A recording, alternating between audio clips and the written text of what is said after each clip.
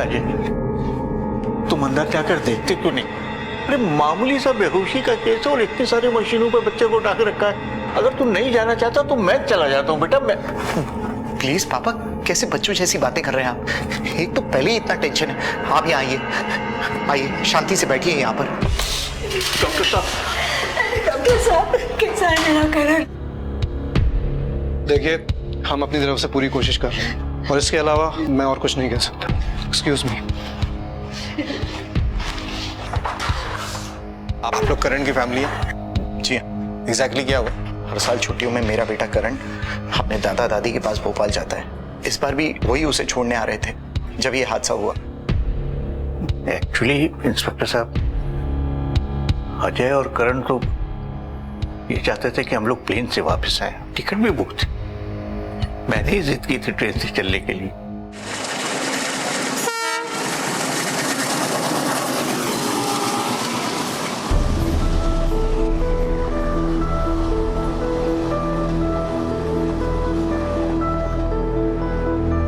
जानता बेटा, जब मैं छोटा था ना, तेरी तरह नन्ना मुन्ना था, तो वहां खिड़की के पास बैठने के लिए लड़ता था।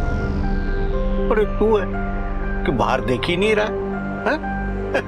अरे बेटा बाहर देख, वो देख, इसे खेत कहते हैं। और करण ये देख, ये देख, ये नदी है। दादू, वो नदी नहीं, नाला है, नाला। अरे वाह, दादू तू बुद्धू बन गए। अरे मैं तो देख रहा था पगले कि तुझे कितनी अकल है। बहुत इंटेलिजेंट है, बहुत इंटेलिजेंट है। हाँ? लो सेब खाओ, दो दो दो, ये लो। कुछ तो गड़बड़ है। क्या बात है, बता, बोल ना। इसकी शक्ल देखकर ही मैं समझ गई थी कि इसे पोटी आई है। बेचारा 3 बार टॉयलेट जाकर आया, मगर फिर भी पोटी नहीं हुई। और आप हो कि उसे वो नदी और पक्षी दिखा रहे हो। जाओ बेटा, पोटी जाके आओ ना। मैं आप दोनों से बात ही नहीं करूंगा। क्यों? ऐसा थोड़ी ना कहते हैं। ऐसा कहते हैं कि करण को टॉयलेट जाना है और वो जा नहीं सकता। क्यों भाई? आप दोनों मेरा मजाक उड़ा रहे हो। मैं आप दोनों से बात ही नहीं करूंगा और नहीं कुछ खाऊंगा। पर बेटा एक बात बताओ, जब तुम 3 बार गए तो किया क्यों नहीं? दादू, आपको पता है ना ट्रेन का टॉयलेट कितना गंदा है, और उधर तो सीट भी नहीं है और ट्रेन ऐसे ऐसे ऐसे हिल रही है। अच्छा खासा प्लेन का टिकट बुक कराया था, आप भी ना हमेशा। अरे भाई, भारत भ्रमण का मजा जो ट्रेन में है वो प्लेन में कहाँ है?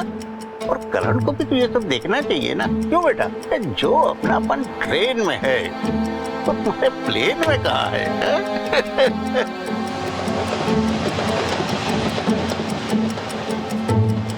क्या करण, क्या हुआ? क्या हुआ? कंट्रोल कर रहा हूँ। अरे बेटा, जब मैं भी बच्चा था ना तो मुझे भी ये प्रॉब्लम होती थी। अब मैं तुझे एक ट्रिक बताता हूँ। चल चल, आजा उठ। नहीं दादू। अरे आओ मेरा बच्चा ले, बच्चा ले, चलो लो लो, चलो चलो चलो, दादू के साथ चलेंगे चलेंगे चलेंगे चलेंगे। अंकल एकदम सही बोल रहे हैं आंटी।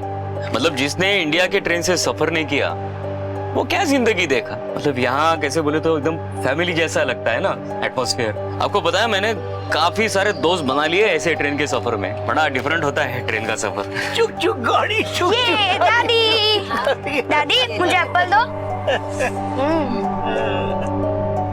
दादू, वो देखो एक आदमी ग्रास में खड़ा है फटे कपड़े पहनकर। अरे हाँ हाँ, खड़ा तो है।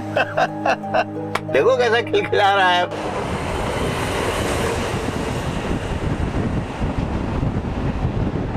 20-21 नंबर खाना आपका। दे दो।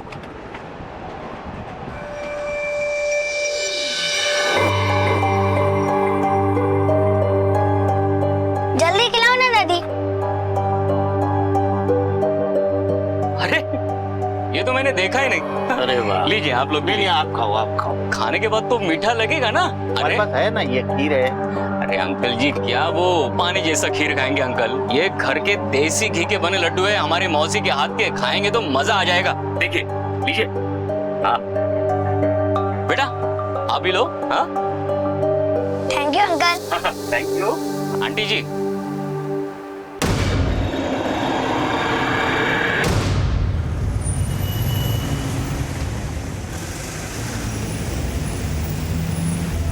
वो अंकल उठिए, स्टेशन आ गए, कंबल चाहिए। हम बेहोशी में सोते ही रह गए। सारी ट्रेन खाली हो चुकी थी, करण के मुंह से झाग निकल रहा था, सारा सामान गायब था। ये सब मेरी वजह से हुआ इंस्पेक्टर। एक अजनबी पे भरोसा कर लिया था मैंने, और देखिए बदले में उसने हमें क्या दिया। सारा परिवार तितर बितर हो गया मेरा। मेरा करण अंदर मशीनों के सहारे पड़ा। उस आदमी का नाम याद है आपको? अरे नाम पूछा होता इंस्पेक्टर तब तो याद रखता ना। उसका बर्थ नंबर याद है?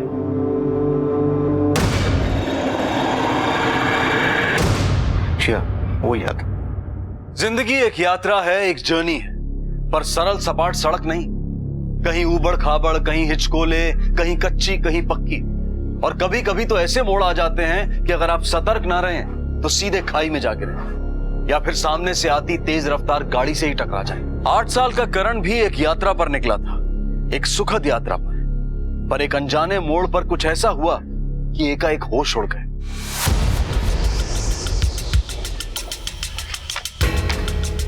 सर रेलवे से इंक्वायरी आ गई है।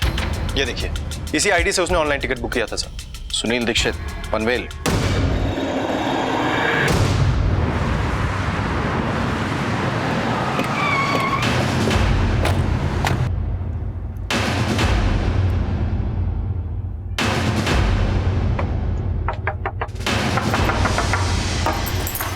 कौन है?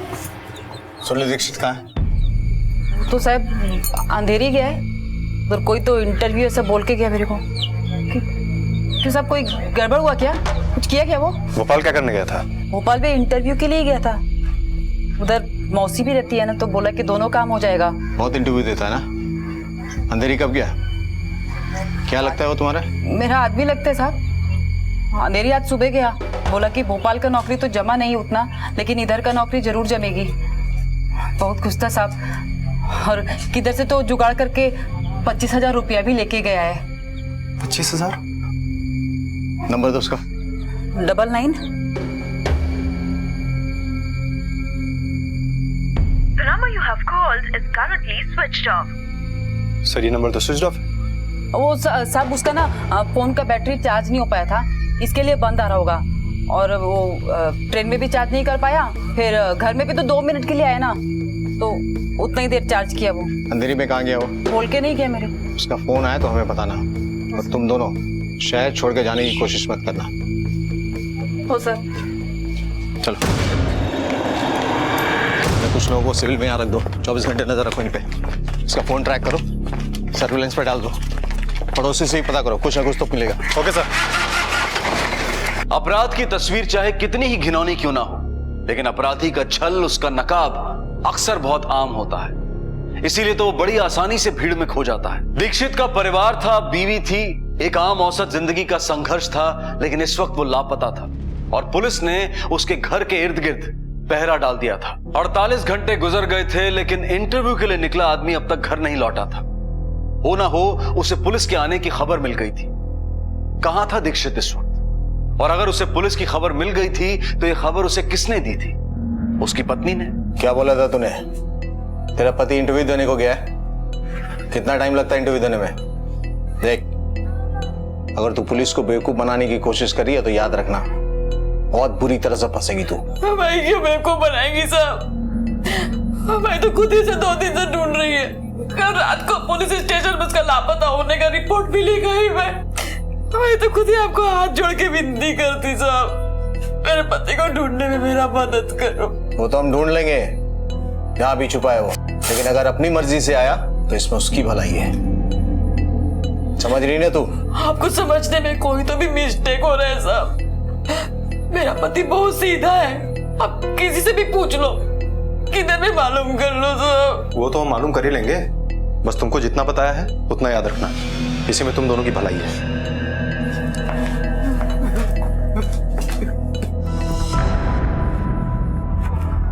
गोपाल, हमें 103 में जाकर देखना पड़ेगा। वो कोई फोन ही नहीं उठा रहा है। जिसकी बुकिंग है वो कभी भी आ जाएगा। चल।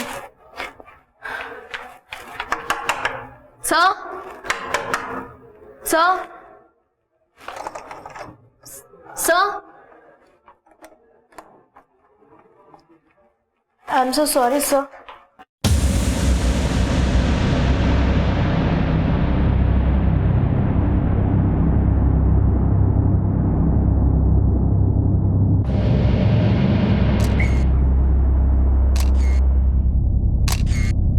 इतनी साल की पुलिस की नौकरी में पहली बार देख रहा हूं कि कोई किसी को इस तरह से जान से मार सकता है।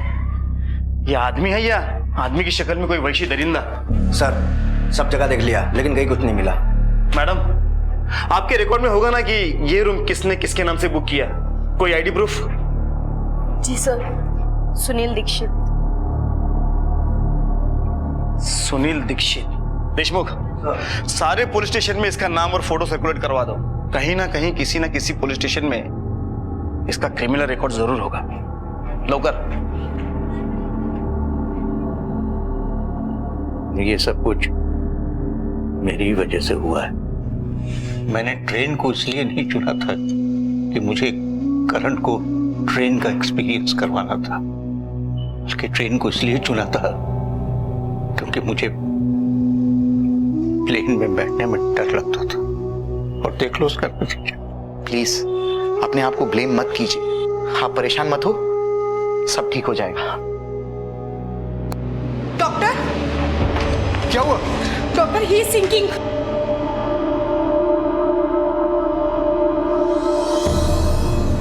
सर, ये आईडी इसी का इस्तेमाल किया था उसने होटल में कमरा बुक करने के लिए।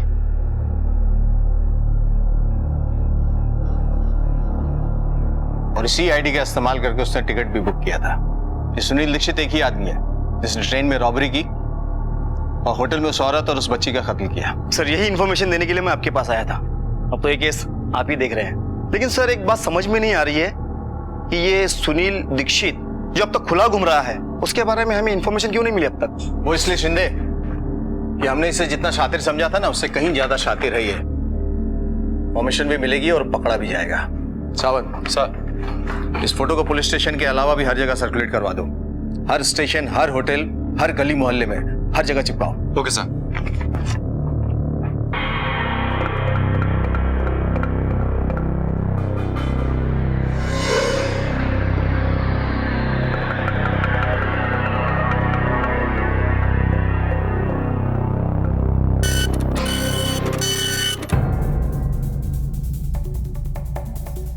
बहुत हो गया आराम, अभी थोड़ा हाथ पैर हिलाओ और जैसे ही सुनील दीक्षित का पता चलता है तुरंत मुझे बताओ।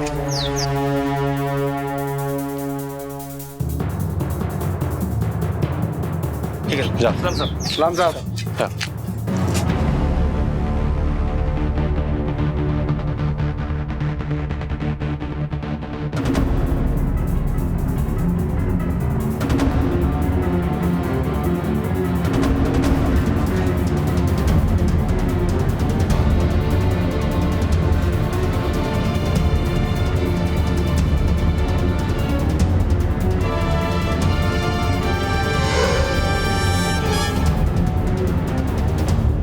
ठीक है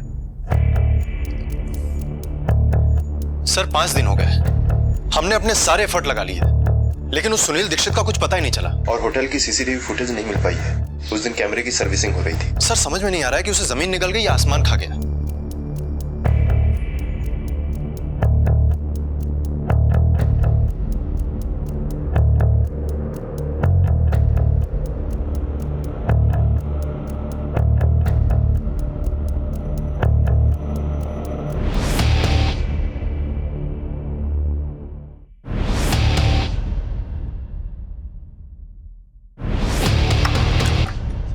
सॉरी सर।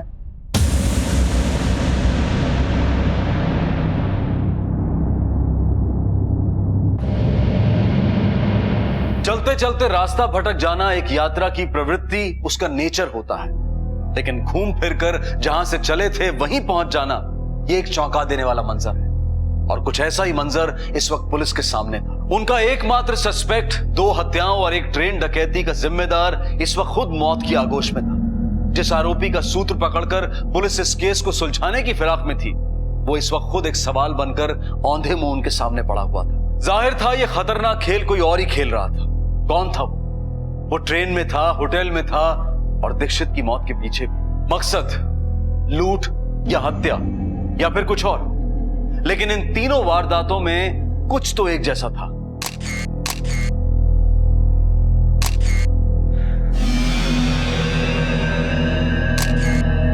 पिछले दोनों बार की तरह इस बार भी सब कुछ सेम है। इस बार भी बॉडी के पास से कुछ नहीं मिला है, ना फोन, ना आईडी, ना पर्स, कोई सामान नहीं है सर। सीसीटीवी फुटेज चेक करो। इसके होटल बुक करने से रूम थाने तक कौन गया कौन आया सब। Okay sir. एम्बुलेंस बुला लो। Okay sir. ये देखिए सर, ये रूम पता है सुनील दीक्षित के नाम से। नहीं सर, सुनील दीक्षित नहीं, ये रूम विलासराव पाटिल के नाम से रजिस्टर था। ये देखिए उसका आईडी जो उसने दिया था। सर पुणे। Okay sir.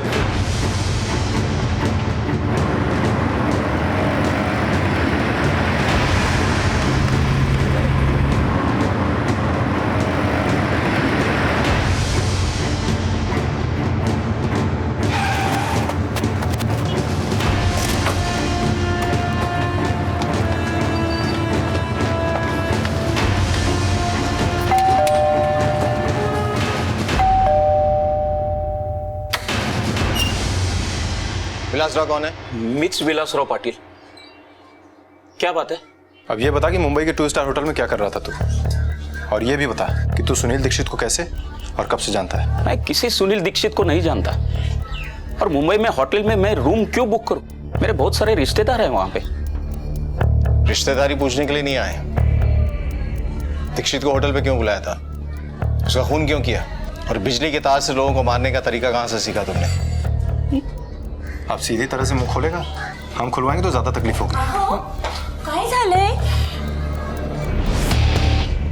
आप क्या बोल रहे हैं, मुझे कुछ समझ में नहीं आ रहा।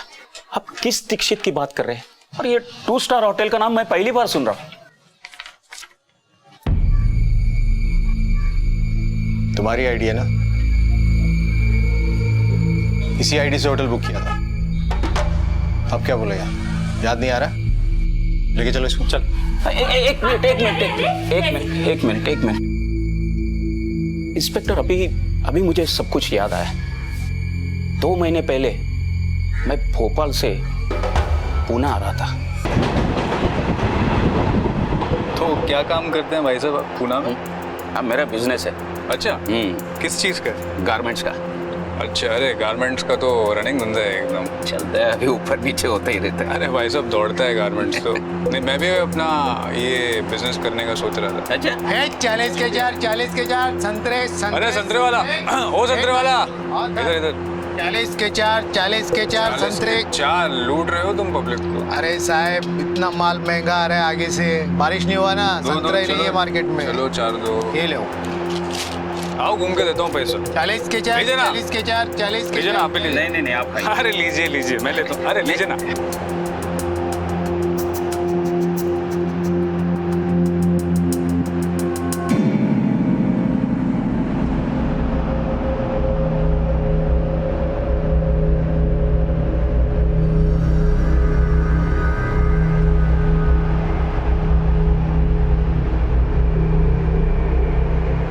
बाद में मैं उठा तो मेरा सर बहुत भारी था।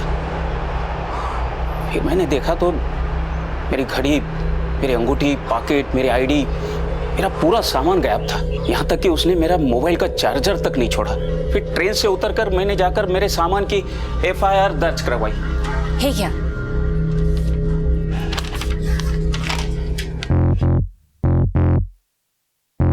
अगले कुछ दिनों तक बिना पुलिस को बताए कहीं नहीं जाओगे। क्रॉस चेक करो इसको।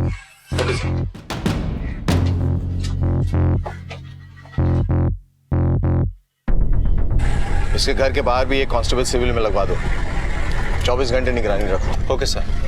और सर, अगर विलास राव उस 2 स्टार होटल में गया होगा तो वहां के CCTV फुटेज में वो जरूर दिखेगा। मैं तो ये सोच रहा हूँ कि अगर विलास राव सच बोल रहा है तो ये जो भी है उसकी प्लानिंग की एक बात तो एकदम साफ है। पहले किसी को बेहोश करता है, फिर उसका आईडी और सामान चुराता है, और उसके बाद उसी आईडी के सहारे दूसरे शिकार को ढूंढता है। सर, ये जो भी है बहुत ही शातिर है। अभी तक उसने अपना कोई भी निशान नहीं छोड़ा है और हमें दूसरों में उलझा के रखा है ताकि हम इस तक पहुंच ही ना पाए। मुजरिम चाहे जितना भी शातिर हो, कोई ना कोई निशान जरूर छोड़ता है। बस हमें उसे पहचानने, उस तक पहुंचने तक की देर होती है। किसी चौराहे पर खड़े इंसान के लिए कभी कभी यह तय करना मुश्किल हो जाता है कि वो किस दिशा में जाए, खासकर तब जब उसके पास कोई मानचित्र, कोई मैप ना हो। 2 स्टार होटल में संजय दीक्षित की लाश मिलने के बाद पुलिस की तहकीकात चौरस्ते पर खड़ी नजर आई, लेकिन विलास राव के यूआईडी कार्ड ने उस तहकीकात के लिए एक नया रास्ता खोल दिया। लेकिन इतना तय था कि अपराधी एक प्री मेडिटेटेड यानी कि पूर्व नियोजित प्लान से अपराध कर रहा था। पहले लूट, फिर हत्या, फिर विक्टिम की आइडेंटिटी का इस्तेमाल और फिर फरार। अब पुलिस के सामने एक ही चुनौती थी, इससे पहले कि यह प्लान एक बार फिर से सफल हो, एक हत्या और एक लूट फिर सामने आए, अपराध और अपराधी पर कानून की नकेल कस दी जाए। सर हमने होटल के सारे सीसीटीवी फुटेजेस चेक कर लिए हैं, उसमें विलास राव कहीं नहीं दिखा। इसका मतलब कि वो सच बोल रहा है सर। कि दीक्षित और विलास राव दोनों के फोन से कोई इंफॉर्मेशन मिली? नहीं सर, हमने दोनों के मोबाइल के IMEI नंबर टेलीकॉम कंपनी को दे दिए हैं, लेकिन सर जब से चोरी हुई है तब से इन दोनों का मोबाइल अभी तक ऑन ही नहीं हुआ है। मैं 58 साल का बूढ़ा इंसान जो दुनिया के सारे सुख दुख देख चुका है, और दूसरी तरफ 8 साल का करण, मेरा पोता, जो अपनी जिंदगी के लिए लड़ रहा है। भगवान मेरे करण को बचा ले, किए की सजा उससे मत दो, उससे बचा लो, चाहे तो मेरी जिंदगी ले लो भगवान, मेरी जिंदगी ले लो, करण को बचा लो। पापा प्लीज अपने आप को कोसना बंद कर दीजिए, ये बहुत मुश्किल घड़ी है, संभालिए अपने आप को। हमें एक बात बतानी थी आप लोग को। कहिए सर। जिसे हम क्रिमिनल समझ रहे थे, सुनील दीक्षित, जो आप लोगों के साथ उस दिन ट्रेन में भी था, जिसके साथ आप लोगों ने खाना शेयर किया था, उसका मर्डर हो गया है। और ये मर्डर भी उसी व्यक्ति ने किया है जिसने आप लोगों को बेहोशी की दवा दी थी। तो फिर वो है कौन? वो जो भी है अभी हमारी नजरों से भी बचा हुआ है। आप उस दिन को याद करने की कोशिश कीजिए।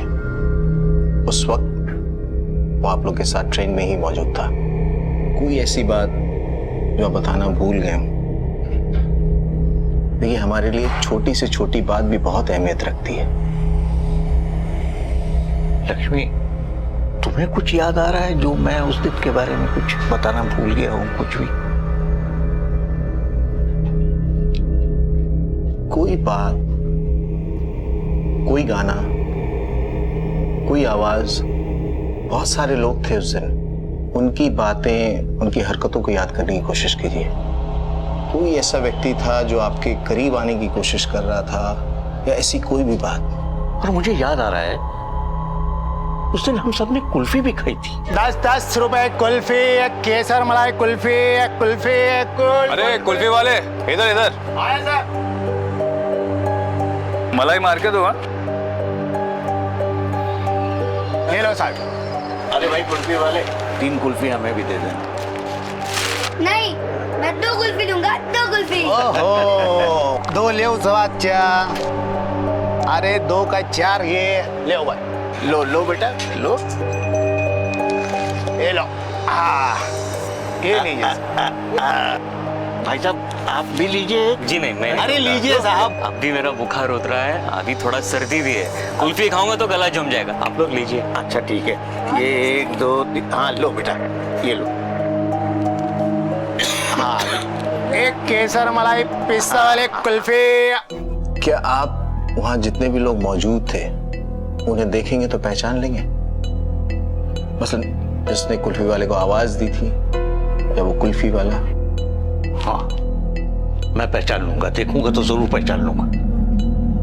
जिसने उस कुल्फी वाले को आवाज दी थी, उससे तो शायद मैंने बात भी की थी, पर ज्यादा नहीं। थैंक यू भाई, आपने कुल्फी वाले को बुलाया, बच्चा मेरा खुश हो गया, वरना ये स्टेशन पे मुझे जरूर उतार देता।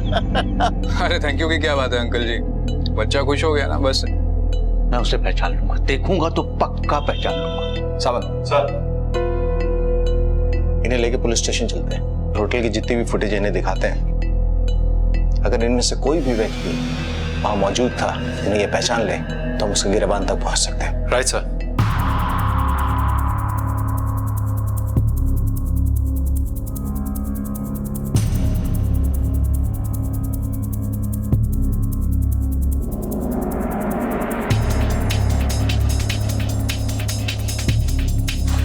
नहीं इंस्पेक्टर, इन सब में कोई नहीं।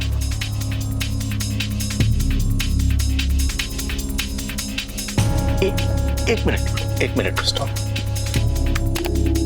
रिवाइंड कीजिए। बस रुकिए। यही है वो आदमी। इसी ने कुल्फी वाले को आवाज दी थी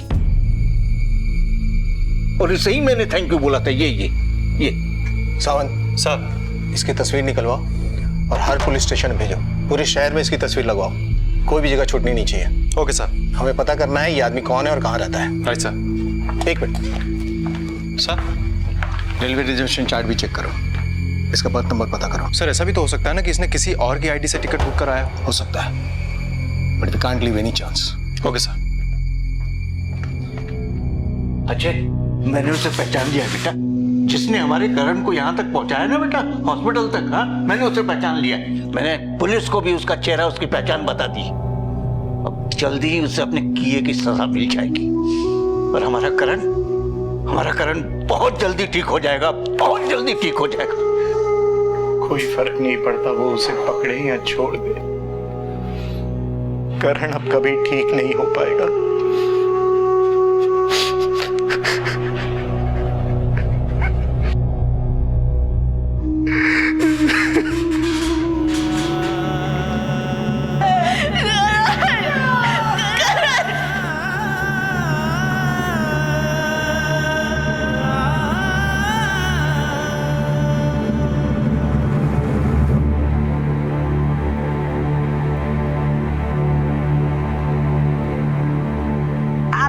मजाक उड़ा रहे हो। मैं आप दोनों से बात ही नहीं करूंगा और नहीं कुछ खाऊंगा। मैं 2 कुल्फी दूंगा, 2 कुल्फी।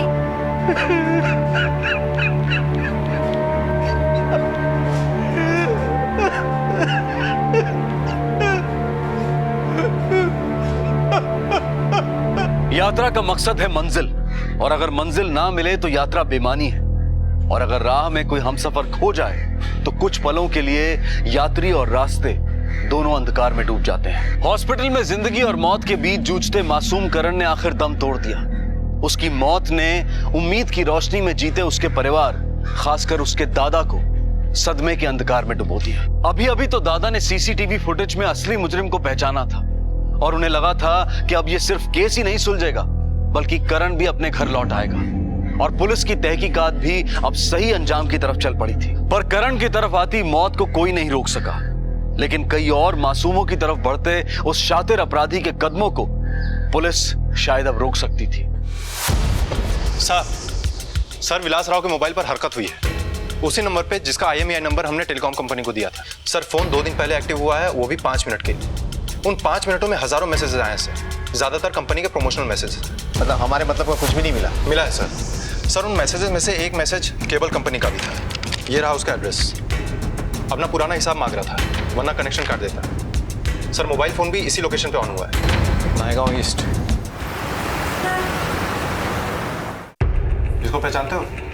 अरे साहब, इसको कैसे नहीं पहचानेगा साहब, मेरा 6 महीने से पैसा रोक के रखेला है। फैसले के लिए फोन करता हूँ साहब, फोन उठाता नहीं साहब। इसके फिर उसको मैसेज भी किया, लेकिन मैसेज का भी कोई जवाब नहीं। इसका नाम क्या है? इसका नाम है विनय गुप्ते। क्या? विनय गुप्ते।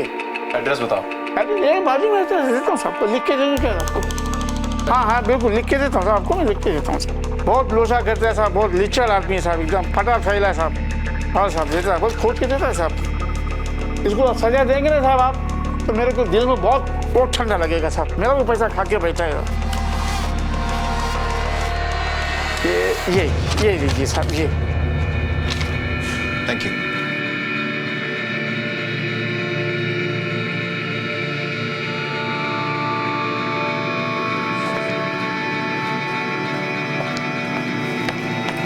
काका, इस आदमी को पहचानते हैं? हाँ, इसे सामने रहता है। अच्छा, आज दिखा था या नहीं दिखा था? हाँ, आज सुबह देखा था। सर, आज सुबह विनय यही था।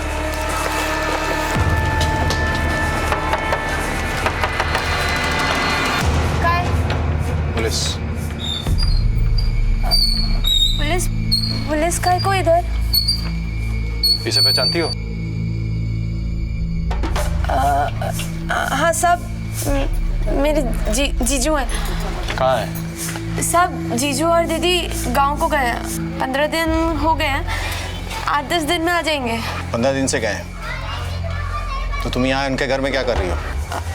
अंदर कौन कौन है? और सब और कोई नहीं है साहब, मैं अकेली हूँ साहब। मैं और मेरी बेटी इधर ही रहते हैं। मेरा हस्बैंड नहीं है ना साहब, उसको ऑफ हुए बहुत टाइम हो गया, तो मेरी बेटी भी उनके साथ ही गांव को गई है साहब। तुम्हारी बेटी की उम्र क्या है? साहब पिछले महीने 7 साल की होगी। अपनी बहन और बेटी की तस्वीर लाओ। साहब तस्वीर मैं कहाँ से लाऊंगी साहब? तस्वीर नहीं है। मतलब तुम यहाँ रहती हो, वो लोग यहाँ रहते हैं, उन दोनों की तस्वीर नहीं है? सब तस्वीर है ना साहब, वो तस्वीर वो गांव को लेकर गए साहब। देखो, अगर तुम फोटो लाओगी तो ठीक है, हम अगर ढूंढेंगे तो तुम्हें तकलीफ होगी। सब आप काहे को तकलीफ करते साहब? मैं ढूंढते ना साहब।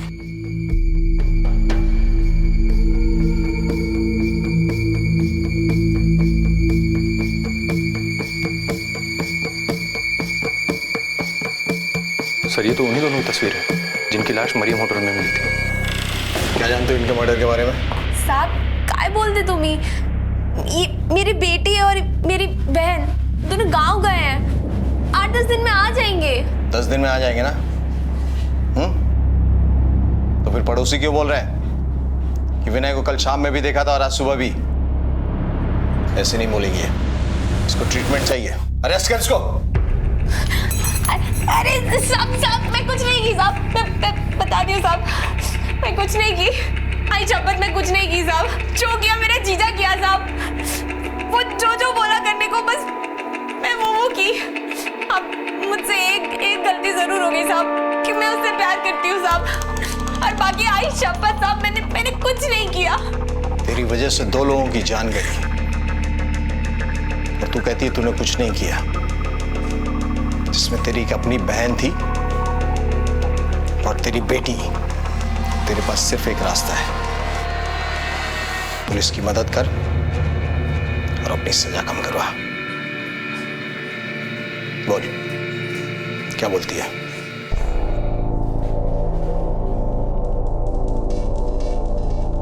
हाँ बोल। किधर है तू? क्यों, क्या हो? तेरे को पता है क्या, पुलिस आई थी, पूछताछ करी थी तेरे बारे में। तू देख, तू अब जल्दी से घर आ जा, अभी हमें निकलना पड़ेगा। पता चला फिर से आ गई तो? सुन, तू डर मत, मैं आता है अभी। पन तू मेरे आने के पहले किधर भी जाने का नहीं, समझी ना? बहुत खतरा है अभी। हाँ, तू सामान पैक कर, मैं आता है। बर आ जल्दी। हाँ, बाय।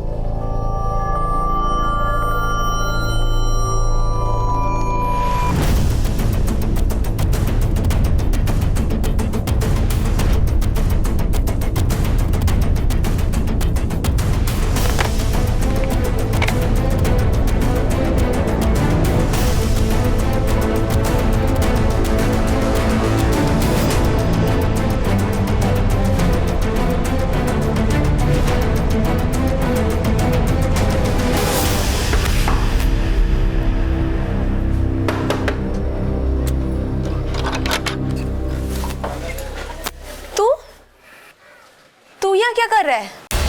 तेरा खेल खलास हो गया रे। अरे पकड़ इसको।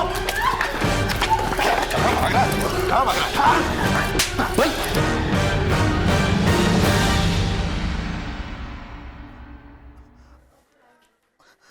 मैं तो वही कर रहा था साहब जो मेरे को विनय बोल रहा था। मेरे को फोन करके बुलाया साहब और मेरे को ये बैग दिया और बोला इसका गेम बजाने का है और गेम बजाने के बाद इधर से कल्टी हो जाएंगे, किधर तो भी निकल जाएंगे। मेरे को स्टेशन पे आने को बोला साहब। मेरा इससे कोई वास्ता नहीं साहब, सब वो विनय का लफड़ा है साहब। वो खुद तो भाग गया साहब, मेरे को फंसा गया इधर। अबे कौन सा स्टेशन गया? दादर साहब।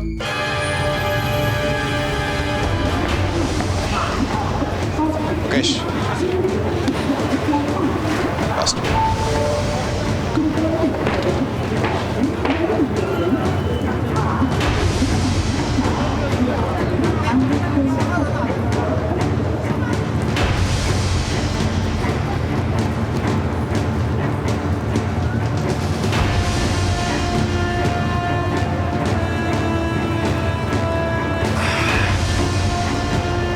बहुत जल्दी है ना जाने की?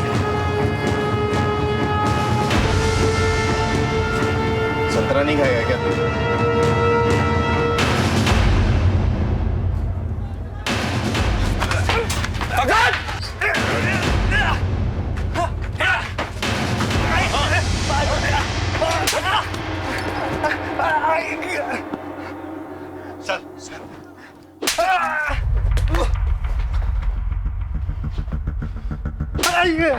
लगा तेरे को बच जाएगा।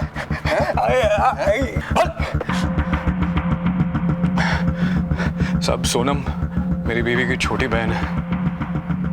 मेरे को मालूम पड़ा कि उसका पति ऑफ हो गया और मकान उसके नाम पे ही है। जिधर से आप लोग उसको लेकर आए थे वही घर। फिर मैं उसको पटाया और अपनी बीवी और उसकी बेटी को सोनम को भी ठिकाने लगाने वाला था, पर उससे पहले हम लोग आ गए। रोटेन रॉबरी कौन बोलेगा? तू है इलेक्ट्रिशियन, सोचता कैसे ये सब?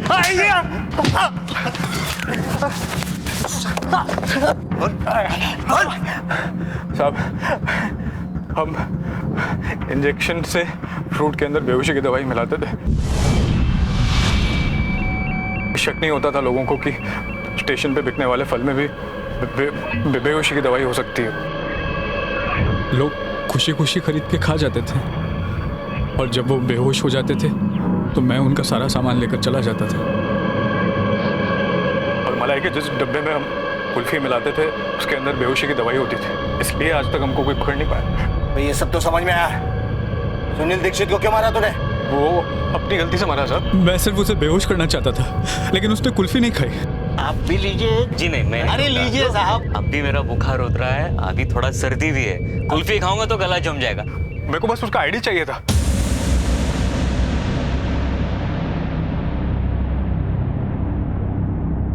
सब सो गए। रात भर उससे बातचीत करनी पड़ी मेरे को, और मेरे को मालूम पड़ा कि उसको नौकरी की जरूरत है। और मैं उसको बोला कि होटल में 25,000 रुपए लेके आ जा, तो मैं नौकरी करवा देगा। और अगले दिन मेरे बताए होटल में वो 25,000 रुपये लेकर आ गया। मैंने उसकी नज़रों से छुपकर उसके चाय में बेहोशी की दवाई डाल दी, जिसे पीकर वो बेहोश हो गया, उसकी जान ले ली। ये तार वाला आइडिया एक तमिल फिल्म देख के आया था और मेरे को ये स्टाइल बहुत जचा।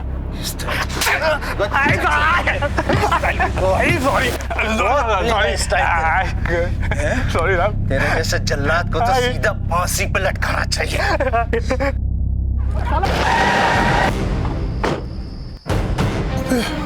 देशपांडे, अपने इन पिल्लों को पाल के रखना कन्हैया, क्योंकि तेरे बेटे को तो मैं छोड़ूंगा नहीं।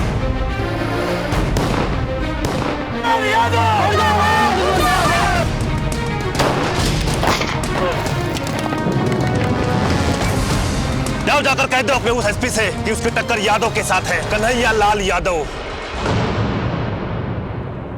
नमस्कार, आदाब। क्राइम पेट्रोल डायल 100 में आप सबका स्वागत है।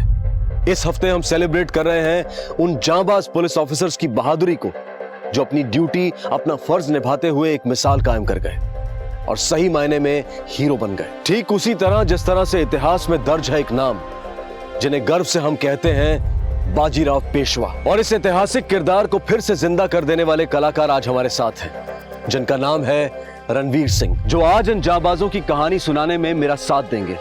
मैं अनूप सोनी बड़े फख्र और बड़ी शान से आप सबके साथ मिलकर उनका स्वागत करता हूं। Ranveer, welcome to crime patrol dial 100। शुक्रिया सर, आपने मुझे आज यहाँ आने का मौका दिया, बहुत बहुत शुक्रिया। Thank you so much. Thank you sir.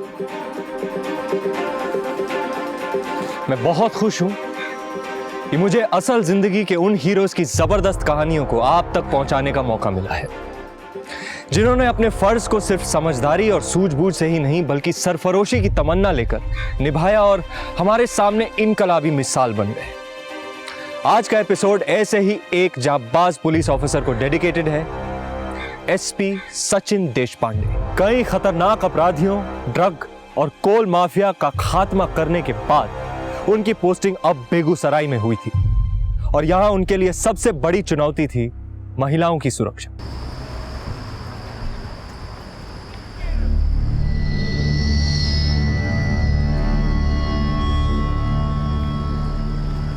भैया स्टेशन रोड। नहीं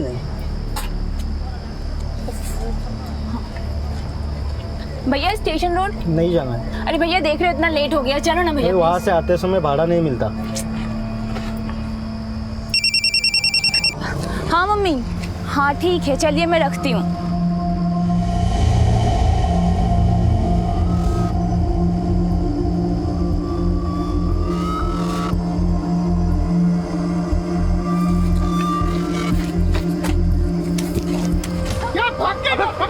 उसको पकड़, साला पैर छोड़ गई मेरा।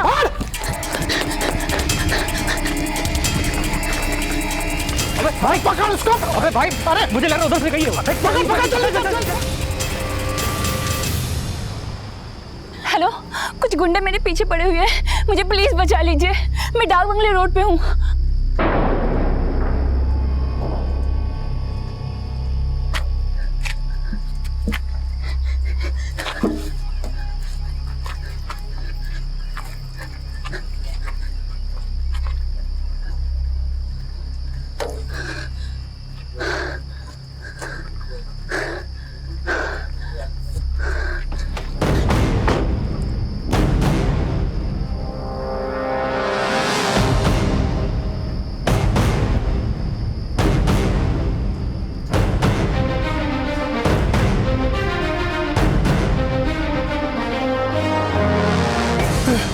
देशपांडे,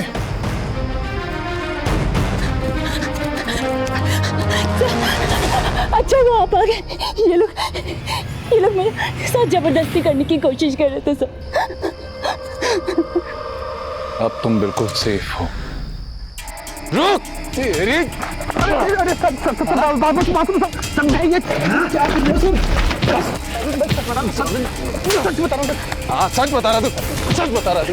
सच बता रहा। Thank you so much sir, आप इतनी जल्दी आ गए, वरना पता नहीं क्या हो जाता है। कुछ नहीं होता। आओ, मैं तुम्हें घर छोड़ देता हूँ।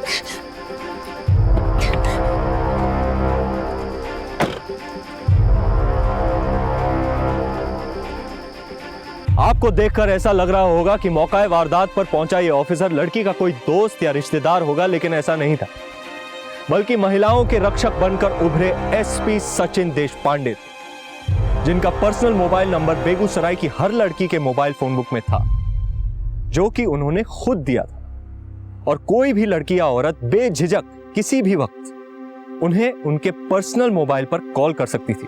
सचिन देशपांडे केवल शहर के एसपी नहीं, बल्कि महिलाओं के रक्षक और एक अच्छे दोस्त की तरह थे। अरे मैडम, आप कहाँ जा रही हैं? मुझे देशपांडे जी से मिलना है। साहब नहीं है। कहाँ गए वो? हमारे साहब को खाना पीना सोना भी होता है। अरे थोड़ा तो सांस लेने दीजिए उन्हें। अच्छा ठीक है, आप ये बुके उन्हें दीजिएगा। जी मैं दे दूंगा, आप जाइए। सर वो बेगूसराय केस में हमें नई कड़ी हाथ लगी है सर। वेरी गुड जी सर। उस फाइल को भी। You are really the super hero, congratulation. Thank you sir, ये आपके लिए। Thank you thank you sir, one selfie please sir. Sure. Thank you sir. Madam बस thank you so much. Sir एक छोटा सा साइबर कैफे ही तो था sir, मैं संभाल लेता। आपने को तकलीफ की? दर्पण, हो सकता है मेरी एक छोटी सी तकलीफ कईयों को राहत पहुंचा जाए, इसीलिए मैं किसी भी केस को छोटा या बड़ा नहीं समझता। एक साइबर कैफे में हो रही गलत हरकत भी मेरे लिए उतनी बड़ी परेशानी है।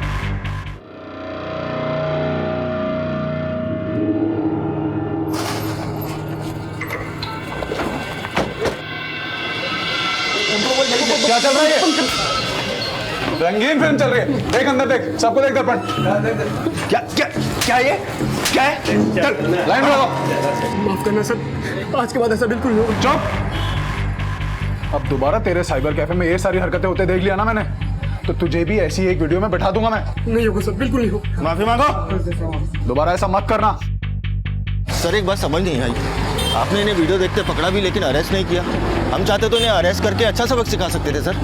दर्पण, हम चाहने को बहुत कुछ कर सकते हैं एंड डेफिनेटली हमें करना भी चाहिए, पर अगर मुजरिम सुधरना चाहता हो और उसका जुर्म ज़्यादा बड़ा ना हो तो उसे सुधरने का एक मौका देना चाहिए। यहीं इसकी जगह कोई ऐसा मुजरिम होता जिसने समाज को काफ़ी नुकसान पहुंचाया होता तो उसे मैं किसी भी हालत में जाने नहीं देता। हेलो देश पांडे। या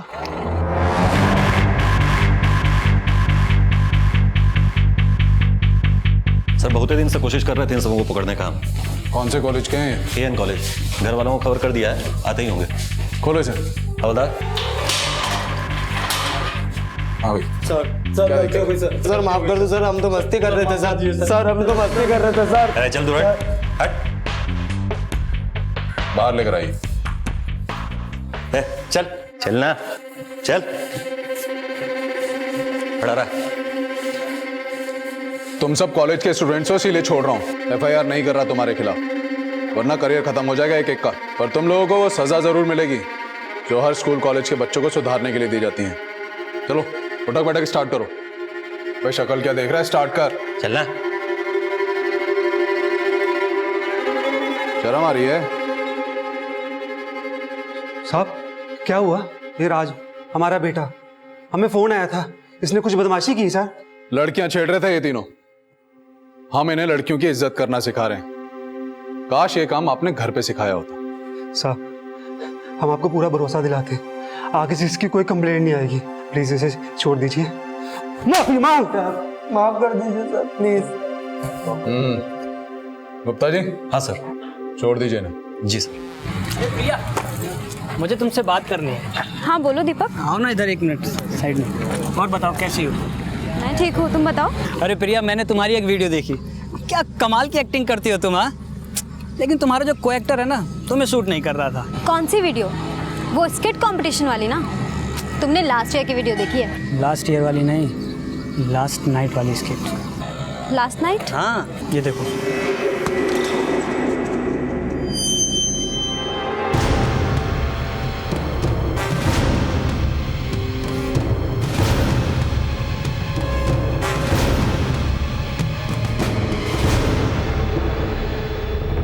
अरे प्रिया, तुम तो रोने लगी।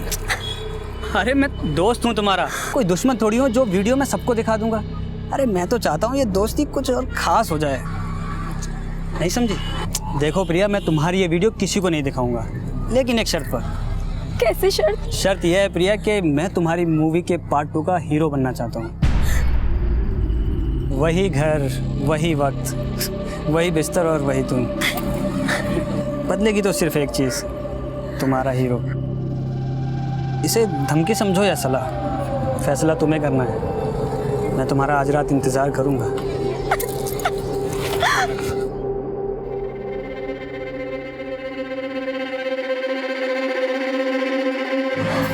क्या हुआ, क्या है प्रिया? शालिनी, मुझे अभी दीपक मिला था, उसके पास हमारा खराब का वीडियो है। वीडियो? कैसा वीडियो? उसके पास हमारा MMS है। शिट! जरूर साले ने घर में कैमरा लगाया होगा। मुझे लगा नहीं था कि वो ये भी कर सकता है, इसलिए मैंने घर भी चेक नहीं किया। छोड़ो ना शालिनी, वैसे भी गलती हमारी है जो हम उसके घर गए। वो मुझे ब्लैकमेल कर रहा है। क्या कह रहा है वो? वो चाहता है कि मैं आज रात उसके साथ। तुम्हारे पापा तो MLA है ना, तुम प्लीज मेरी हेल्प करो। तुम टेंशन मत लो, मैं कुछ करता हूँ।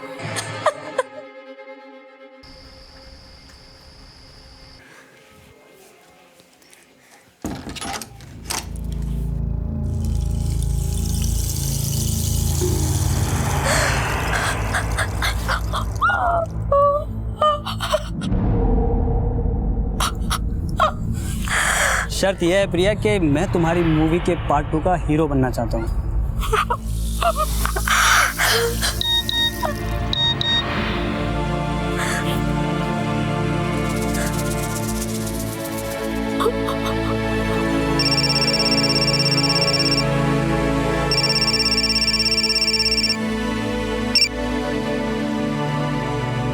क्या प्रिया, मैंने तुम्हारे लिए यहाँ इतनी सारी तैयारियां कर रखी हैं और तुम होगे, तुमने अब तक कोई फैसला नहीं किया। अरे यार, मुझे तुम्हारा वीडियो है ना कॉलेज के ग्रुप में सेंड हो गया था। घबराओ मत, सेंड नहीं हुआ था, मैंने कैंसिल कर दिया था। है? इस बार तो तुम्हारा वीडियो नहीं गया है? लेकिन अगली बार कुछ भी हो सकता है, तो इसलिए तुम 1 घंटे के अंदर जल्दी आ जाओ। मैं तुम्हारा इंतजार कर रहा हूँ। आजा।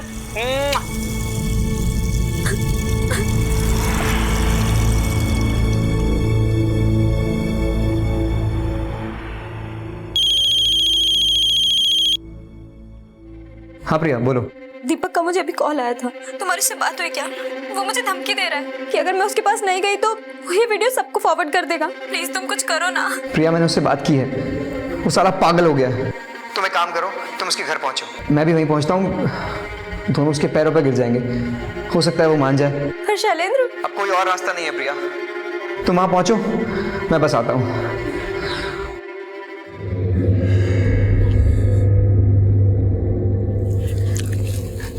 पापा मैं अभी आती हूँ। इस वक्त कहाँ जा रही हो? वो स्टेशनरी से ग्राफ बुक लेना है ना, कल प्रोजेक्ट सबमिशन का लास्ट डेट है। ठीक है जाओ, लेकिन सुनो जल्दी आ जाना।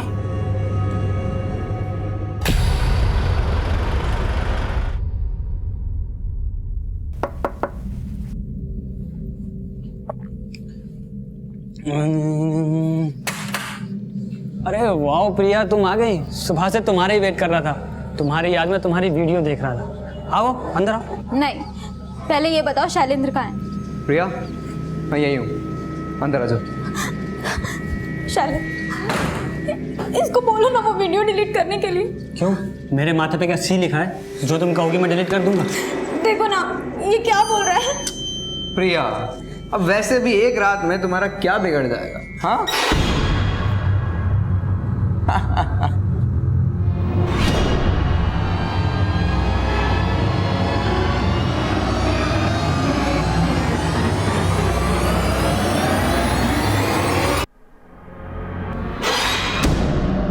शैलेंद्र, ये तुम क्या बोल रहे हो? अरे भाई ठीक ही तो कह रहा हूँ भाई। मैं तो कहता हूँ कि मेरे दोस्त दीपक को तुम एक चांस दे ही दो, क्या पता है मुझसे ज्यादा टैलेंटेड निकले। तुमसे तो मैं कभी जिंदगी में नहीं मिलूंगी। तुम पे भरोसा करना मेरी जिंदगी की सबसे बड़ी भूल थी। अरे प्रिया अपना वीडियो तो देख लो, देखो। अरे देखो तो सही। ना अच्छा हो रही हो। अगर मैंने इसे एक बटन दबाया ना तो ये सब में फैल जाएगा हैं, और उसी से तुम्हारी बदनामी पक्की। अगर तुम यहाँ से बाहर निकली तो अपनी बदनामी भी साथ लेकर निकलोगी। अरे वाह शैलेंद्र, वो तो बहुत अच्छा दोस्त है यार।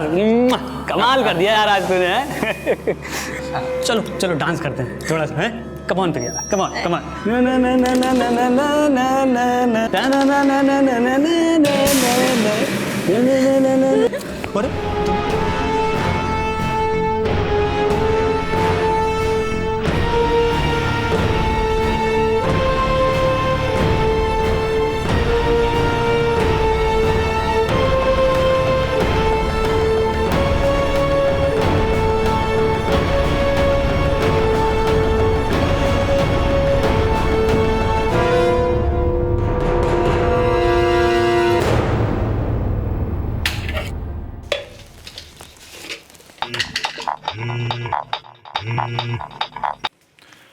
Hello Deshpande speaking. सर, काश मैंने आपको पहले फोन किया होता। सब कुछ खत्म हो गया सर। कौन बोल रहा है? उन लोगों ने मेरे साथ। हेलो हेलो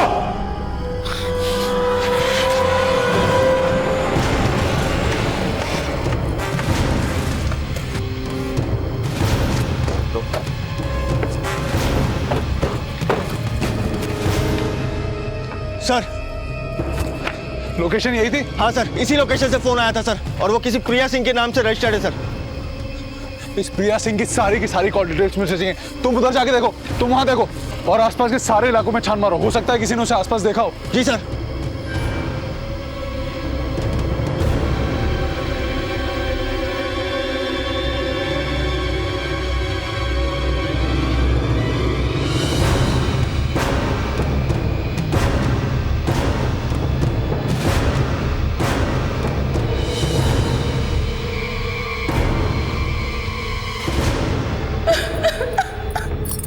इंस्पेक्टर साहब, मेरी बेटी प्रिया बहुत देर से घर नहीं आई। प्लीज कितनी देर से नहीं लौटी? 7-8 घंटे हो गए सर। हमारी बेटी स्टेशनरी शॉप पे कुछ लेने के लिए गई थी, मगर अभी तक वापस नहीं आई। उसके पहले घर में कुछ हुआ था, जैसे लड़ाई झगड़ा, कहा सुनी? नहीं, ऐसा तो कुछ नहीं हुआ था। प्रिया की फोटोग्राफ हमें दे दीजिए, हम उसे ढूंढ निकालेंगे, ठीक है? आज हम टेक्नोलॉजी की बात करते हैं, डिजिटल इंडिया की बात करते हैं, इंटरनेट और स्मार्टफोन के बगैर खुद को अपाहिज सा महसूस करते हैं, लेकिन हमारी यही जरूरतें अपराध का कारण भी बन सकती हैं। एमएमएस एक बहुत बड़ी समस्या है और स्मार्टफोन का आविष्कार कई लड़कियों के लिए अभिशाप बन चुका है। हमारे बच्चे इसका शिकार ना बने, इसीलिए ये बहुत जरूरी है कि माँ बाप अपने बच्चों से बात करें और ध्यान रखें कि वो टेक्नोलॉजी का गलत उपयोग ना करें। प्रिया केस में भी ऐसा ही हुआ था और बाकी लड़कियों की तरह उसने भी मुसीबत में सचिन देशपांडे को ही कॉल किया। लेकिन क्या सचिन देशपांडे प्रिया को ढूंढ पाएंगे? और कहां थी प्रिया? सब प्रिया सिंह की सारी डिटेल मिल गई है। उसके पिता आए थे उसकी मिसिंग रिपोर्ट लिखवाने, बता रहे थे कि घर से निकलने से पहले वो काफी परेशान थी। सर हमने उसके फोन रिकॉर्ड्स भी चेक किए। किसके से बात हुई थी प्रिया की? कोई ऐसा नंबर जिस पे और दिनों के मुकाबले ज्यादातर कॉल्स हुई हो? कोई नया नंबर? सर ये 2 नंबर है जिनसे उसकी लगातार बातचीत होती थी। एक किसी दीपक का है और दूसरा शैलेंद्र यादव। सर ये शैलेंद्र यादव हमारे यहाँ के एमएलए कन्हैया लाल यादव का बेटा है।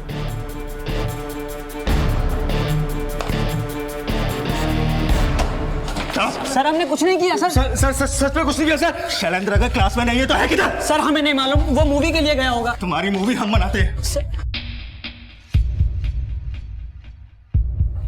चल।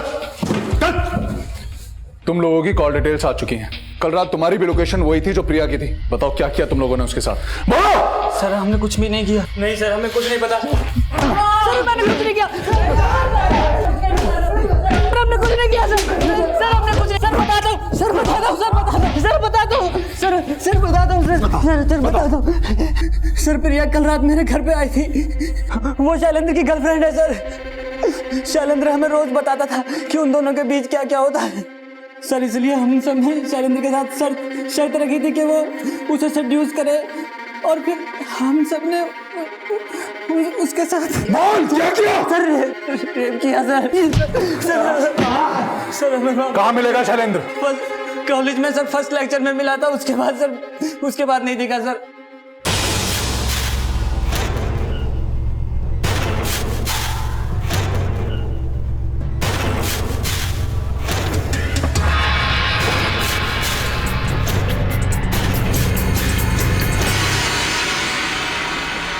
हेलो सर, आपके बेटे से मैं पूछताछ कर रही हूँ। कैसन पूछताछ देशपांडे? एक लड़की नहीं मिल रही है, प्रिया सिंह।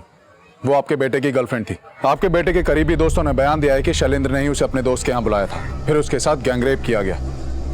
हमें आपके घर की तलाशी लेनी है। सिर्फ कही सुनी बातों पे विश्वास करके तुम यहाँ तक चले आए। ये बात जानते हो ना कि ये अपोजिशन वाले एमएलए का नहीं बल्कि रूलिंग पार्टी के एमएलए कन्हैया लाल यादव का घर है। रूलिंग पार्टी के एमएलए का लड़का हो या रूलिंग पार्टी के सीएम का लड़का हो, देशपांडे गुनहगार को गुनहगार की नजर से देखता है। अगर आपने हमें उस तक पहुंचने से रोकने की कोशिश की तो मजबूरन हमें स्ट्रिक्ट एक्शन लेना होगा। हम नहीं जानते कि वो कहाँ है और हमको ये भी नहीं मालूम कि उसने क्या किया है। ये मेरा घर है और यहाँ पर सिर्फ मेरी मर्जी चलती है। एक बात याद रखना कन्हैया जी, मुजरिम को छुपाना भी एक जुर्म है और अगर मुझे पता लगा कि आप अपने बेटे को बचाने की कोशिश कर रहे हैं तो मैं आपको भी कानून के कटघरे तक घसीट के ले जाऊंगा। देशपांडे, वो मेरा बेटा है और इतनी आसानी से नहीं जाने दूंगा मैं उसे। अपने इन पिल्लों को पाल के रखना कन्हैया, क्योंकि तेरे बेटे को तो मैं छोड़ूंगा नहीं, चाहे उसे पाताल से ही क्यों ना खोद के निकालना पड़े।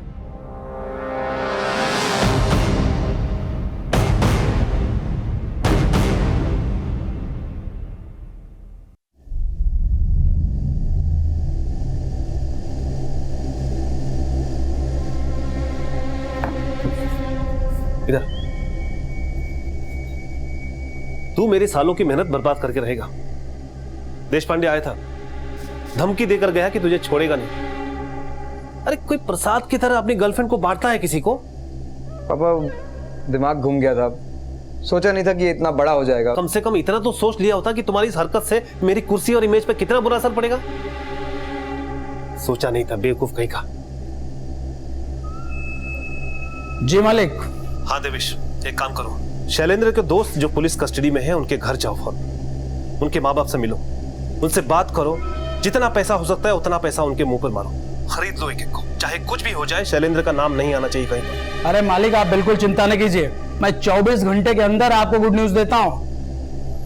पापा वो प्रिया का क्या करना है?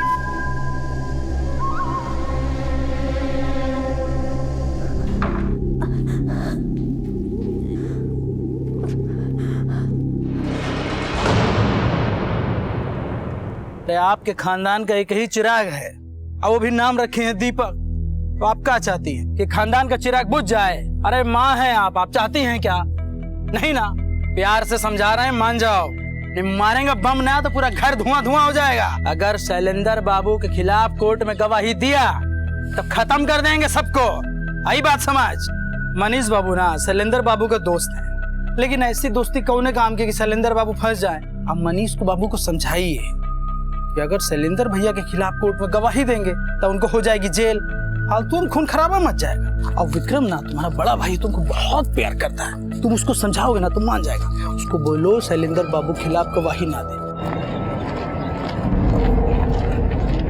नहीं सर, शैलेंद्र को कुछ भी नहीं पता। वो जो भी कुछ हुआ वो प्रिया और हमारे बीच हुआ।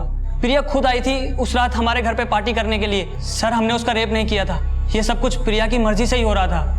हाँ सर, प्रिया अक्सर दीपक से शैलेंद्र के पीठ पीछे मिला करती थी सर।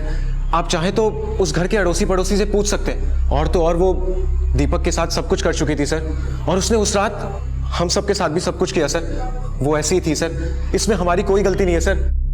और अब तो पता नहीं कहाँ गायब हो गई है। लेकिन पुलिस को दिए तुम्हारे बयान के अनुसार शैलेंद्र भी इन सब में शामिल था और तुम सब लोगों ने मिलकर प्रिया का रेप किया है। नहीं सर, ये सब देश पांडे सर ने हमें लॉकअप में बहुत मारा, जबरदस्ती हमसे बयान कबूल करवाया। सर ये लोग अपने बयान से मुकर रहे हैं। सर इन लोगों ने खुद मुझे बताया था कि उस रात शैलेंद्र भी इन लोगों के साथ था। मैंने कॉल लोकेशन ट्रेस किए हैं, उस रात शैलेंद्र का लोकेशन भी सेम था। मिस्टर देशपांडे, ये कोर्ट आपको 1 हफ्ते का वक्त और देती है। 1 हफ्ते के बाद आप शैलेंद्र और वाजिब एविडेंस को कोर्ट में लेकर आए और प्रिया को ढूंढने में थोड़ी तेजी करें, क्योंकि प्रिया के मिलने से ये केस आईने की तरह साफ हो सकेगा। सर, सचिन देशपांडे के लिए यह केस बहुत बड़ी चुनौती थी, क्योंकि उनका मुकाबला किसी आम आदमी से नहीं बल्कि बाहुबली नेता से था, जो अपने बेटे को बचाने के लिए किसी भी सीमा तक को लांघ सकता था। लेकिन सचिन देशपांडे ने भी यह ठान लिया था कि वो इस केस से जुड़े सारे अपराधियों को सलाखों के पीछे भेजकर ही मानेंगे। पता नहीं प्रिया कहां और किस हालत में होगी। प्रिया का मिलना बहुत जरूरी है, वरना शायद अगली हियरिंग में इन लोगों को कोर्ट से बेल मिल जाए। दर्पण, पूरी पुलिस फोर्स को काम पर लगा दो। मुझे शैलेंद्र और प्रिया किसी भी कीमत पर चाहिए। नाकाबंदी करो, हर गाड़ी को चेक करो, गली नुक्कड़ सड़क किसी इलाके को मत छोड़ो। मैं किसी भी हालत में इन लोगों को छोड़ूंगा नहीं।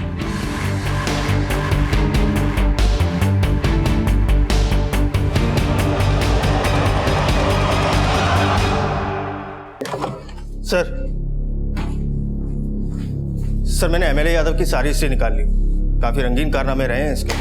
सर इसका एक ड्राइवर है मोहन, इस समय पता चला है कि इसका एक मणिपुरा में कंस्ट्रक्शन वर्क है, वहीं पास ही में इसने एक रेस्ट हाउस बनवाया हुआ है जहाँ ये अक्सर औरतों के साथ जाया करता है। सर हो सकता है कि प्रिया को भी इन्होंने वहीं छुपा रखा हो।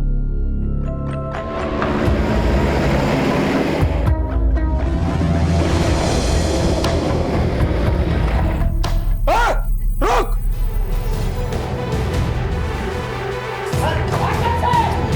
ओए, कुछ जाओ! रुक!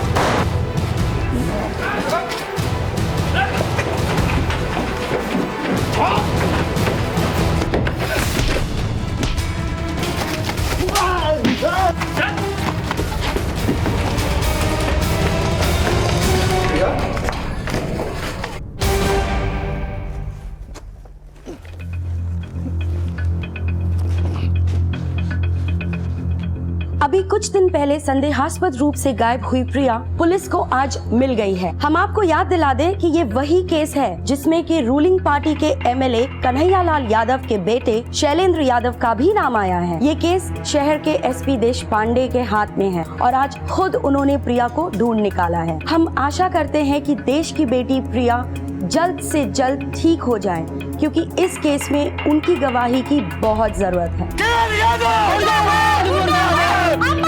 नहीं चलेगी, नहीं चलेगी।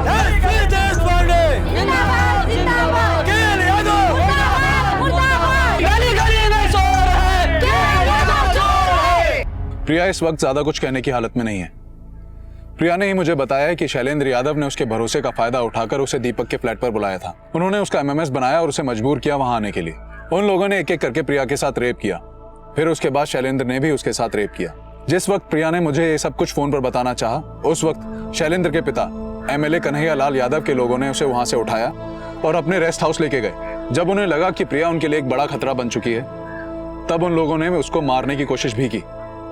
अभी प्रिया की हालत में सुधार है, लेकिन अभी वो हॉस्पिटल से डिस्चार्ज नहीं हो सकती। अभी भी हम उसके फाइनल स्टेटमेंट का इंतजार कर रहे हैं। सर आपके हाथ अभी तक चलने नहीं लगा, ऐसा क्यों? क्या आप अभी भी किसी पॉलिटिकल प्रेशर में हो? खाकी पर खादी कभी भी भारी नहीं पड़ सकती। मैं किसी भी पॉलिटिकल प्रेशर में नहीं हूं। मैं किसी भी हालत में शैलेंद्र को ढूंढकर कोर्ट के सामने पेश करूंगा। कहे थे पहले कि मार दो उसको, अब भुगतो। खुद तो जाओगे जाओगे, साथ साथ में हमारा भी राजनीतिक करियर स्वाहा कर दोगे तुम। क्या हो गया? राजनीति क्या आपको बेटे से ज्यादा प्यारी है? वैसे भी हमारा बेटा जवान हो गया है और जवानी में अक्सर गलतियां हो जाती हैं। आप भी तो अभी तक गलतियां करते आए हैं और बचते आए हैं, तो मेरा बेटा क्यों नहीं बच सकता? मेरा बेटा जेल नहीं जाएगा वो 2 टके की लड़की के लिए। कन्हैया लाल और शैलेंद्र का खेल खत्म हो चुका था और यह बात सचिन देशपांडे जानते थे, क्योंकि प्रिया जो बयान कोर्ट में देने वाली थी उससे पूरा केस साफ हो जाता और उसके बाद कन्हैया लाल और शैलेंद्र दोनों का बच पाना मुश्किल था। सर, सब खत्म हो गया। कुछ खत्म नहीं हुआ प्रिया। तुमने एक बहुत बड़ी जंग जीती है। तुम्हारी वजह से उन बाप बेटों का सच दुनिया के सामने आया है, पर जंग अभी खत्म नहीं हुई है। तुम्हें कोर्ट में सबके सामने उन जानवरों के खिलाफ गवाही देकर उन्हें सलाखों के पीछे पहुंचाना है। Thank you so much sir, मेरी जान बचाने के लिए। वरना मुझे तो लगा था वो लोग मुझे मार ही देंगे। नहीं प्रिया, सॉरी, मुझे बोलना चाहिए। उस रात काश मैं उस इलाके के इतना करीब होता कि समय रहते तुम्हें बचा पाता। हमारी लाख कोशिशों के बावजूद कन्हैया लाल और शैलेंद्र जैसे लोग समाज में खुलेआम घूम रहे हैं। बहुत कुछ बदलना चाहता हूं, पर बदल नहीं पा रहा हूं। मुझे आप पर पूरा भरोसा है सर।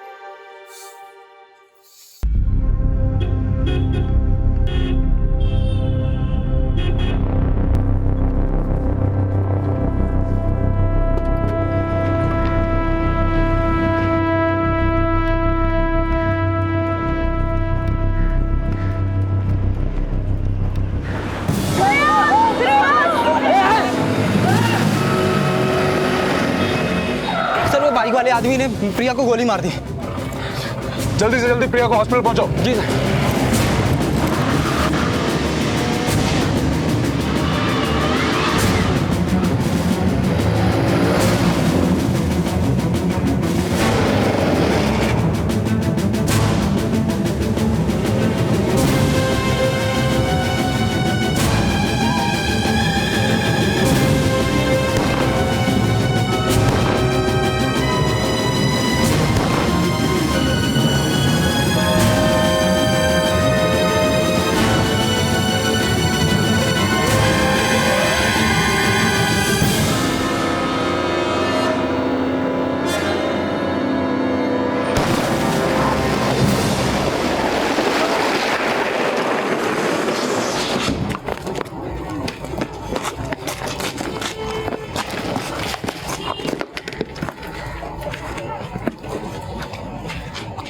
देखिए देशपांडे जी, प्रिया के शरीर से काफी खून बह चुका है। हम ओ नेगेटिव ब्लड अरेंज कर रहे हैं। डॉक्टर साहब, आप ब्लड क्यों अरेंज कर रहे हैं? हम ओ नेगेटिव। आप मेरा ब्लड ले लीजिए।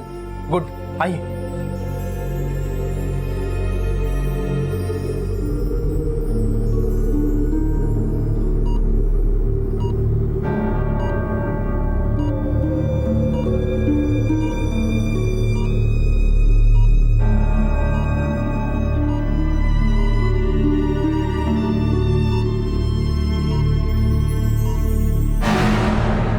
प्रिया आईसीयू में है सर। क्या प्लीज आप आ सकते हैं सर? सर, शायद हो सकता है हमें उसका बयान मिल जाए, क्योंकि उसका बयान मिलना बहुत जरूरी है, तभी प्रिया को इंसाफ मिल पाएगा।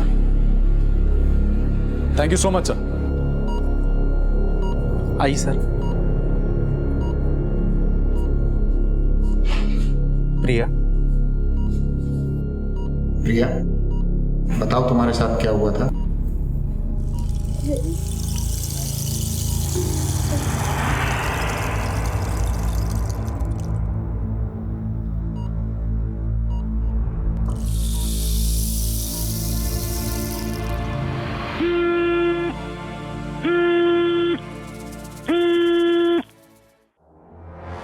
हेलो, हाँ दर्पण बोलो। सर, हमारे कुछ कांस्टेबल जो एमएलए यादव के घर पे नजर टिकाए बैठे थे, उन्होंने यादव के घर पे कुछ हलचल नोटिस की है। सर, उन्होंने रिपोर्ट किया है कि यादव के घर से कुछ काले शीशे वाली गाड़ियां निकली। सर, मुझे लगता है कि ये शैलेंद्र को बचाने का प्लान है। जब तक इसको अपने किए की सजा नहीं मिल जाती घर से बाहर, तो क्या मैं इसे नर्क में भी नहीं जाने दूंगा।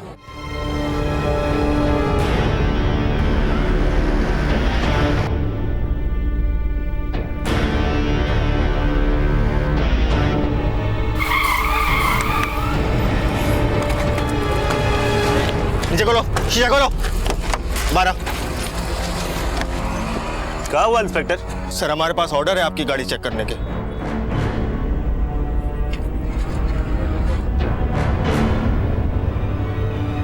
कुछ मिला? नहीं सर, कुछ नहीं मिला। क्या हुआ? कुछ मिला? नहीं मिला ना? तो जाओ जाकर कह दो अपने उस एसपी से कि उसकी टक्कर यादव के साथ है, कन्हैया लाल यादव। अरे बहुत एसपी देखे हैं उसके जैसे हमने, बहुत आए और चले गए, हमारा कुछ नहीं बिगाड़ सके कोई।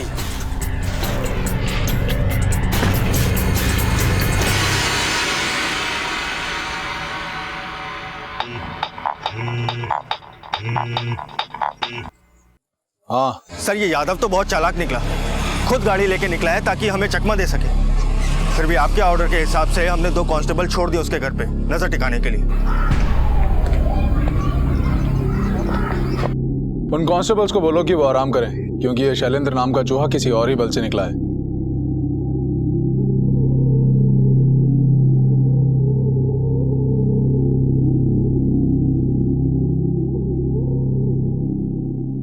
क्या देवेश, बीवी को लेकर कहां जा रहा है? मिलवाएगा नहीं? अरे भाग चल।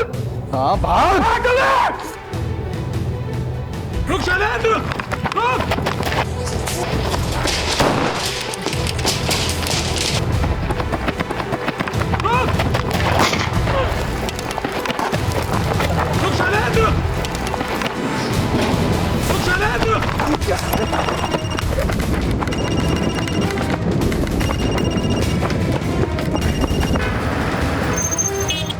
अरे कम से कम फोन तो उठाओ। हेलो पापा, देश पांडे पीछे लगा है पापा। देवेश को तो ढेर कर दिया, लगता है हमें भी नहीं छोड़ेगा। शैलेंद्र रुक, रुक शैलेंद्र, शैलेंद्र रुक जा, नहीं तो गोली मार दूंगा।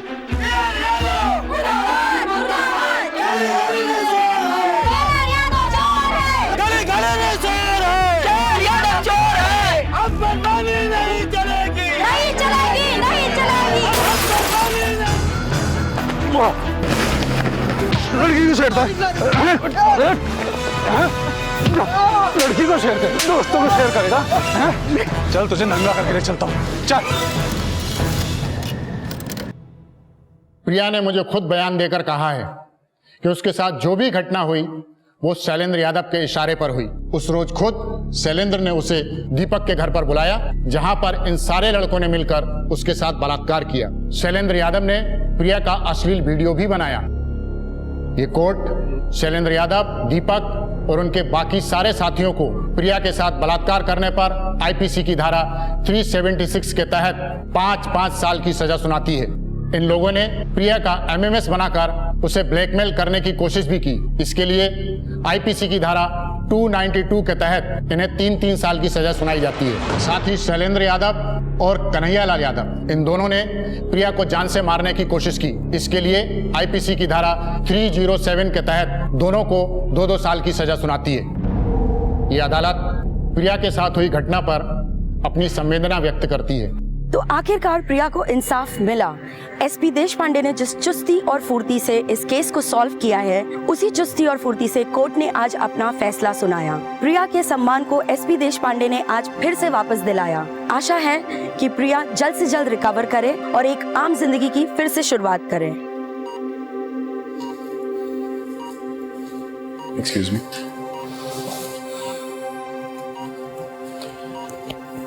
प्रिया, कैसी हो प्रिया? मैं ठीक हूँ सर। सर, आपका एहसान मैं कभी नहीं भूल सकती। आपने मुझे मेरा सम्मान वापस दिलाया है।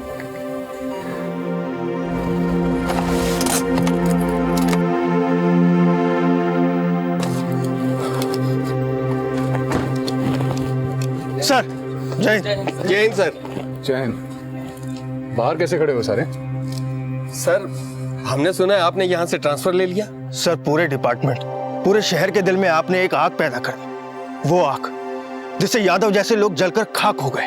अब आप इन सबको छोड़कर जाना चाहते हैं? मुझे तुम सबसे और इस शहर से बहुत प्यार मिला और मुझे इस बात का भी यकीन है कि इस आग को तुम लोग बुझने नहीं दोगे। समाज का जो कचरा हम लोगों ने मिलकर साफ किया है उसमें तुम वापस गंदगी लगने नहीं दोगे। मेरा क्या है, यहां मेरा काम खत्म। अब अगले शहर में जाकर वहां का कचरा साफ करेंगे। किसी और शहर में किसी शैलेंद्र यादव से किसी प्रिया को बचाना है। जय हिंद सर। जय हिंद। हाल ही में हुए प्रिया रेप केस को सॉल्व करने वाले शहर के एसपी देश पांडे ने शहर से अपना तबादला करा लिया है। उनके जाने से सिर्फ उनके नजदीकी ही नहीं बल्कि पूरे शहर में गमगीन माहौल है। अब देखना यह है कि जिस शहर में उनका तबादला हुआ है। बहुत कम ऑफिसर सचिन देशपांडे जैसे होते हैं जो अपने आप में एक मिसाल होते हैं। अगर प्रिया के पास सचिन देशपांडे का नंबर नहीं होता तो शायद उसके और उसके साथ हुए अपराध के बारे में पता ही नहीं लगता। आज हम वुमेन्स एम्पावरमेंट की बात करते हैं, नारी शक्ति के नारे लगाते हैं, लेकिन सिर्फ बोलने से बात नहीं बनती और सचिन देशपांडे ने यह बात साबित कर दी। मेरी नजर में वो एक सच्चे रियल लाइफ हीरो है और ऐसे ही एक हीरो की कहानी लेकर मैं आ रहा हूं 18 दिसंबर को आपके नजदीकी सिनेमा हॉल में। देखना मत भूलिएगा बाजीराव मस्तानी, जिसमें आप मुझे देखेंगे पेशवा बाजीराव के रूप में। अब मुझे इजाजत दीजिए, नमस्कार। ये थी क्राइम पेट्रोल डायल 100 के रियल लाइफ हीरोज के स्पेशल वीक की पहली कहानी। कल आपसे फिर मुलाकात होगी एक और जांबाज ऑफिसर की कहानी के साथ। Crime patrol dial 100 Ranveer Singh को उनकी आने वाली फिल्म बाजीराव मस्तानी के लिए ढेर सारी शुभकामनाएं देता है। आपसे फिर मुलाकात होगी, तब तक अपना और अपने परिवार का ख्याल रखें और देखते रहें क्राइम पेट्रोल डायल 100। सबक एक को, सीख हम सबको। जय हिंद। क्राइम पेट्रोल के और भी दिलचस्प कहानी देखने के लिए हमारे चैनल को सब्सक्राइब करें और बेल आइकॉन दबाना न भूलें।